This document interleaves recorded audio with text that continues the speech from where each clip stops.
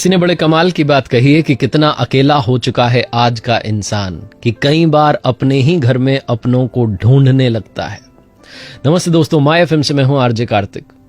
एक सेठ जी की कहानी है। गांव में बहुत जमीन थी, हवेली थी, मकान था, सब छोड़ करके आ गए शहर में। बच्चों को पढ़ाना लिखाना था, बच्चों की पढ़ाई पूरी हुई, उसके बाद में जॉब करने लगे।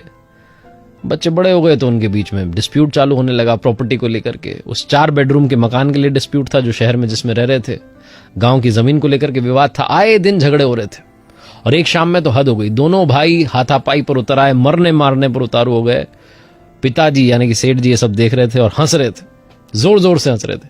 दोनों भाइयों ने लड़ाई रोक दी कि पापा को क्या हो गया। पूछने लगे, पापा हंस क्यों रहे हो? पापा ने कहा, तुम इतनी छोटी सी चीज के लिए लड़ रहे हो, मेरे पास में तो अनमोल खजाना है, वो तो दिखाई नहीं आज तक। दोनों भाइयों ने कहा, क्या बात कर रहे हो, हमें देखना है। उनके दिमाग में तो प्रॉपर्टी घूम रही थी। पिताजी ने कहा, अगर तुम वादा करो कि झगड़ा नहीं करोगे तो तुम्हें कल दिखाने के लिए लेके चलूंगा। उन्होंने कहा ठीक है। अगली सुबह यात्रा के लिए तैयार थे, बस से जाना था। बस में अंदर चढ़े तो जाकर के देखते हैं कि 3 लोग जाने वाले थे, सीट अंदर 2 ही थी।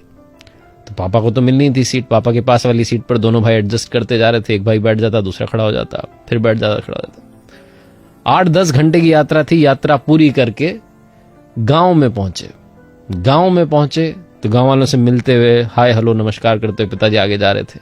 गांव के आखिरी में जाकर के देखते हैं एक बड़ी सी हवेली थी। पिताजी कहते हैं, यह है अनमोल खजाना।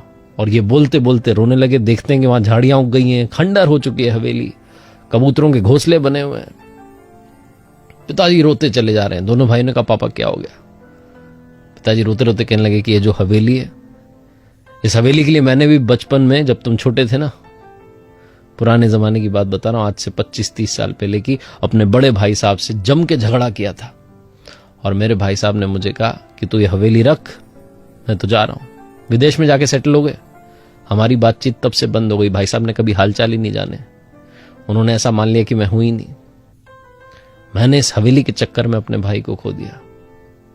ये हवेली तो मिल गई थी मुझे, लेकिन तुम बड़े हो रहे थे, तुम्हारा बचपन गांव में ना बीते, तुम्हें अच्छी एजुकेशन मिले, तुम्हें लेके चला गया शहर में, इधर आए ही नहीं वापस। आज यहां कबूतरों के घोंसले बने हुए। एक बात बताओ, जिस बस में हम आए, जिस सीट पर तुम बैठे, क्या वो हमें हमेशा के लिए मिल सकती है? दोनों भाई हंसने लगे। क्या बात कर रहे हो पापा, बस की सीट कभी किसी को परमानेंट मिलती है? बस में तो सवारियां बदलती जाती हैं, बस तो चलती रहती है, यात्रा अनंत है उसकी, तो जब तक बस रहेगी सही हालत में चलती रहेगी। पिताजी ने कहा, क्या तुम उस सीट के लिए झगड़ा कर सकते हो? बेटों ने कहा, पापा इतनी छोटी सी चीज के लिए, जो थोड़ी सी देर के लिए मिली, उसके लिए झगड़ा क्या करना? पिताजी ने कहा, बस यही समझाना चाह रहा था, इसीलिए यहां लेकर के आया कि जो चीज थोड़ी सी देर के लिए तुम्हें मिली है, आज तुम्हारी है, कल किसी और की होगी, उसके लिए झगड़ा क्यों करना?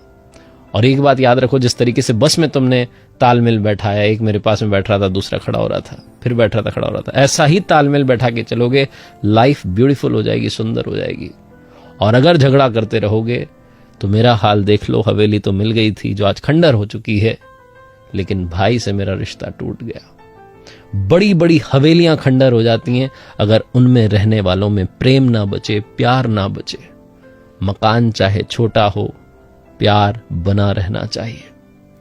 छोटी सी कहानी जो बताती है कि मटेरियलिस्टिक दुनिया के पीछे हम दौड़ रहे हैं, उस अंधी दौड़ में भाग रहे हैं जहां आगे जाकर के अंधेरा है। अगर आप उजाला चाहते हैं, सुकून चाहते हैं, तो इमोशनल पर्सपेक्टिव पर ध्यान देना शुरू कीजिए, भावनाओं की कद्र करना शुरू कीजिए। माय एफएम से मैं आरजे कार्तिक एक बार फिर से आपको कहना चाहता हूं, ऊपर वाले के आशीर्वाद, अपनी मेहनत और अपनों के प्यार के साथ कर दिखाओ कुछ ऐसा कि दुनिया करना चाहे आपके जैसा। देखते रहिए हर सोमवार सुबह 9:30 बजे मेरे साथ एक नई कहानी, और हर शुक्रवार सुबह 9:30 बजे लर्निंग सीरीज का एक नया वीडियो। अगर आप कुछ अच्छा सुन रहे हैं तो माय एफएम सुन रहे हैं, चलो अच्छा सुनते हैं।